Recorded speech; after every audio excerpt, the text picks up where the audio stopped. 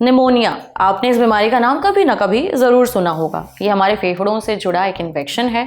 अक्सर लोगों को लगता है कि निमोनिया सिर्फ बच्चों को होता है, जबकि ऐसा नहीं है। ये किसी भी उम्र के व्यक्ति को हो सकता है और निमोनिया सिर्फ एक तरह का नहीं होता, इसका एक रूप वॉकिंग निमोनिया भी है। देखिए, आमतौर पर जब किसी को निमोनिया होता है तो उसे फुल बेड रेस्ट की ज़रूरत पड़ती है, लेकिन वॉकिंग निमोनिया में निमोनिया होने के बाद भी व्यक्ति चलता फिरता रहता है। माने उसे इन्फेक्शन तो होता है पर लक्षण बहुत उभर कर नहीं आते हैं। आज सेहत के इस एपिसोड में हम इसी वॉकिंग निमोनिया पर बात करेंगे। डॉक्टर से जानेंगे कि वॉकिंग निमोनिया क्या है, ये क्यों होता है, इसके लक्षण क्या हैं, वॉकिंग निमोनिया सर्दी खांसी से कैसे अलग है और अगर किसी को वॉकिंग निमोनिया हो जाए तो इससे बचाव और इलाज कैसे किया जाए। सुनिए। Brought to you by Sensodyne Care and Dr. Basu Eye Hospital. बस पैक नहीं है। SLS पैराफिन और दूध का करंट भी कौन? तो लाइफ का करंट ऑन? कुछ भी। तो ट्राई करके देख ले। Sensodyne Care toothpaste for sensitive teeth. Pneumonia जैसे हम जानते हैं एक बड़ी संगीन बीमारी है जो लंग्स को इन्वॉल्व करती है। लंग्स के इन्फेक्शन को निमोनिया कहा जाता है। और निमोनिया जो है जब पेशेंट को होता है तो मोस्टली हम देखते हैं वो बेड रिडन हो जाता है, या घर पे या हॉस्पिटल में। वॉकिंग निमोनिया एक ऐसी टर्म है जो एटिपिकल निमोनिया भी जिसको कहा जाता है, जो पेशेंट को निमोनिया के साइंस उतने तेज़ नहीं होते, उतने सिग्निफिकेंट नहीं होते और पेशेंट वो चलता फिरता रहता है लेकिन अंदर अंदर निमोनिया उसके चल रहा होता है। इसीलिए ये एक 1930 में एक टर्म कॉइन हुआ था जिसको वॉकिंग निमोनिया के नाम से जाना जाता है। आजकल मेडिकल टर्मिनोलॉजी में इसको एटिपिकल निमोनिया के नाम से हम लोग ज़्यादा जानते हैं। वॉकिंग निमोनिया कुछ डिफरेंट बैक्टीरिया, वायरसेस या फंगस करते हैं। जो नॉर्मल बैक्टीरिया निमोनिया करने वाले हैं उनसे कुछ अलग बैक्टीरिया होते हैं जिनमें क्लैमाइडिया, माइकोप्लाज्मा, कॉक्सेला ऐसे कुछ बैक्टीरिया हैं जो यूजुअल निमोनिया नहीं करते लेकिन कुछ पेशेंट्स में ये निमोनिया कर सकते हैं। इसके अलावा कुछ वायरस जैसे रेस्पिरेटरी वायरस, इन्फ्लुएंजा वायरस या कुछ फंगस ये निमोनिया के कारण होते हैं। वॉकिंग निमोनिया के लक्षण थोड़ा नॉर्मल निमोनिया से अलग होते हैं। नॉर्मल निमोनिया में हम देखते हैं पेशेंट को बहुत तेज़ बुखार आता है। वॉकिंग निमोनिया में बुखार आता है लेकिन उतना तेज़ नहीं होगा, 100-101 डिग्री होगा। दूसरा, इसमें कॉन्स्टिट्यूशनल सिम्टम्स जिनको हम कहते हैं जैसे हेडेक होना, बॉडी एक होना या वीकनेस होना या लथार्जी होना, ये कॉमनली देखा जाता है। दूसरा, इसमें बलगम उतना नहीं बनता जितना एक और नॉर्मल निमोनिया में बनता है। तो ये थोड़े थोड़े डिफरेंशिएटिंग फैक्टर्स होते हैं जो वॉकिंग निमोनिया में देखे जाते हैं। सर्दी जुकाम जनरली जो हम देखते हैं उसमें फीवर बहुत लो ग्रेड होता है, 99 या 100 होगा और 1 या 2 दिन में पेशेंट उससे रिकवर हो जाएगा। लेकिन जो वॉकिंग निमोनिया के लक्षण हैं मिलते जुलते हैं लेकिन ये थोड़ा लॉन्ग लास्टिंग होंगे। जैसे बुखार है वो हफ्ता 2 हफ्ता चल रहा है, या उसके जो कॉन्स्टिट्यूशनल सिम्टम्स हैं वो ज़्यादा हैं, हेडेक बहुत ज़्यादा है, बॉडी एक्स बहुत ज़्यादा हैं, या उसको जो और प्रॉब्लम्स हैं वो हफ्ते से 2 हफ्ते जब रहने लगती हैं तो हम सोचते हैं कि इसको कुछ ना कुछ इन्फेक्शन है। तो फिर हम उस मरीज को टेस्टिंग करके जिसमें एक्सरे या सीटी स्कैन की मदद से हम इसका डायग्नोसिस बना सकते हैं।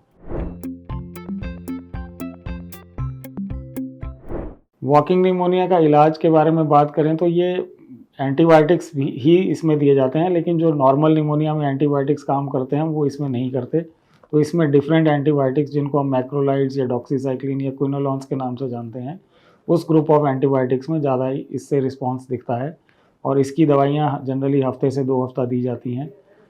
कुछ हद तक कुछ पेशेंट्स में ऐसा होता है कि ये सेल्फ रिकवरिंग भी होते हैं, बट मोस्टली हमें इसमें ये एंटीबायोटिक्स का सहारा लेना पड़ता है।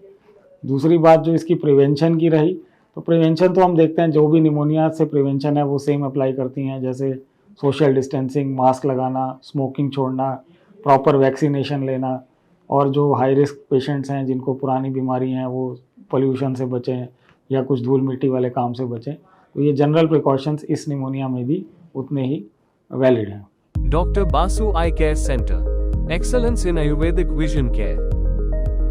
बिल्कुल आम निमोनिया की तरह वॉकिंग निमोनिया का इन्फेक्शन भी संक्रमित व्यक्ति से दूसरे लोगों में फैल सकता है। इसलिए किसी को वॉकिंग निमोनिया अगर है या इसके लक्षण हैं तो वो तुरंत मास्क लगाएं, लोगों से दूरी मेंटेन करें और बिना देर किए डॉक्टर से मिलें। अब बढ़ते हैं सेहत के अगले सेगमेंट की तरफ, तन की बात। शरीर में पानी की कमी है या नहीं, इन आसान तरीकों से जानिए।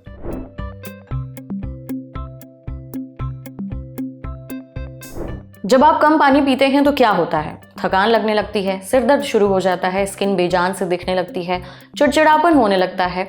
अगर लंबे वक्त तक शरीर में पानी की कमी रहे तो कई गंभीर दिक्कतें भी हो सकती हैं, जैसे कि किडनी में पथरी, कब्ज और यूटीआई यानी यूरिनरी ट्रैक्ट इन्फेक्शन वगैरह। मगर इन सारी दिक्कतों से बचा जा सकता है, बस समय रहते आपको ये पता करना है कि शरीर डिहाइड्रेट है या नहीं, यानी इसमें पानी की कमी हो गई है क्या। लेकिन ये पता कैसे किया जाए? इसके लिए 4 बहुत ही आसान से तरीके हैं जिनके बारे में हमें बताया डॉक्टर मोहित शर्मा ने। पहला तरीका स्किन पिंच टेस्ट, यानी कि स्किन को खींच कर देखना। डॉक्टर मोहित कहते हैं कि आप अपने हाथ के ऊपरी हिस्से या पेट की स्किन को 2 उंगलियों से हल्के से खींच कर देखें। इसे कुछ सेकंड के लिए पकड़कर छोड़ दें। देखें कि स्किन अपनी आप अपनी नॉर्मल स्थिति में कितनी देर में लौटती है। अगर स्किन तुरंत वापस नॉर्मल हो जाती है, लौट आती है, तो इसका मतलब शरीर में पर्याप्त हाइड्रेशन है। लेकिन अगर स्किन धीरे धीरे वापस आती है या वो थोड़ी देर तक खिंची रहती है तो आपका शरीर डिहाइड्रेट हो सकता है। दूसरा तरीका है शीशे के सामने खड़े होकर अपनी जीभ चेक करें। अगर आपकी जीभ सूखी हुई है, ड्राई लग रही है और उस पर सफ़ेद परत दिख रही है तो ये आपके कम पानी पीने की निशानी है। तीसरा तरीका है पसीना कम आना। अगर आपको गर्मी या एक्सरसाइज के दौरान पहले जितना पसीना नहीं आ रहा या पसीना आना बिल्कुल कम हो गया है तो ये डिहाइड्रेशन का संकेत हो सकता है। चौथा तरीका यूरिन का रंग देखना। आमतौर पर यूरिन हल्के पीले रंग का होता है, लेकिन अगर आपके यूरिन का रंग गाढ़ा पीला है तो आपके शरीर में पानी की कमी हो सकती है। अगर आपके शरीर में पानी की कमी है तो रोज 8 से 10 गिलास पानी पिएं। आप नारियल पानी, ORS का घोल या नींबू पानी भी पी सकते हैं। साथ ही ऐसी सब्जियां और फल खाएं जिनमें खूब पानी होता है, जैसे खीरा, संतरा और तरबूज वगैरह। बहुत ज्यादा कैफीन और शराब पीने से बचें क्योंकि ये शरीर को और ज्यादा डिहाइड्रेट कर सकते हैं। समझे? अब बारी है सेहत के आखिरी सेगमेंट की, खुराक, यानी एक झक्कास सी हेल्थ टिप। सोने से पहले ये खाया पिया इसलिए नहीं आ रही नींद। अच्छी सेहत के लिए अच्छी नींद बहुत जरूरी है, लेकिन कई बार लोग सोने से पहले कुछ ऐसी चीजें खा लेते हैं जिनसे उनकी नींद डिस्टर्ब हो जाती है। फिर जब 7 से 8 घंटे की पर्याप्त नींद नहीं मिलती तो शारीरिक और मानसिक रूप से बुरा असर पड़ता है। अब कौन सी चीजें हैं खाने पीने की वो जो आपको ठीक से सोने नहीं देती हैं, ये हमने पूछा है डॉक्टर सुनीता दुबे से।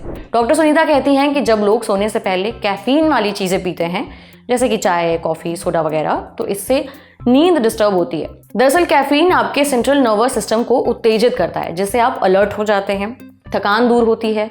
ऐसे में अगर आपको थोड़ी बहुत नींद आ रही हो तो वो भी चली जाती है। इसलिए सोने से पहले कैफीन वाली चीज़ें पीना अवॉइड करें। दूसरा है स्पाइसी फूड, यानी मसालेदार खाना। जब आप सोने से कुछ देर पहले डिनर करते हैं, उसमें तेल मसालों से भरा खाना खाते हैं और इन्हें खाकर तुरंत सोने चले जाते हैं तो पाचन से जुड़ी दिक्कतें शुरू हो सकती हैं।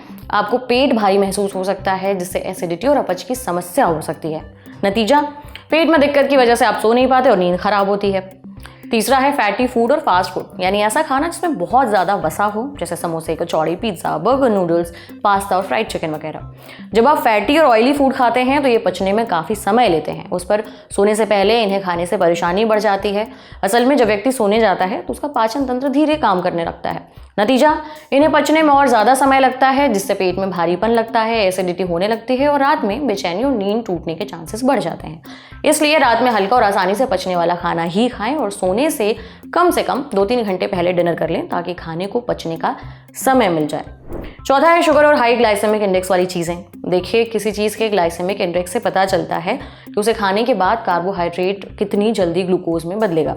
अगर ग्लाइसेमिक इंडेक्स ज़्यादा है तो कार्बोहाइड्रेट तेज़ी से ग्लूकोज में बदलेगा, जिससे शुगर लेवल तुरंत बढ़ जाएगा।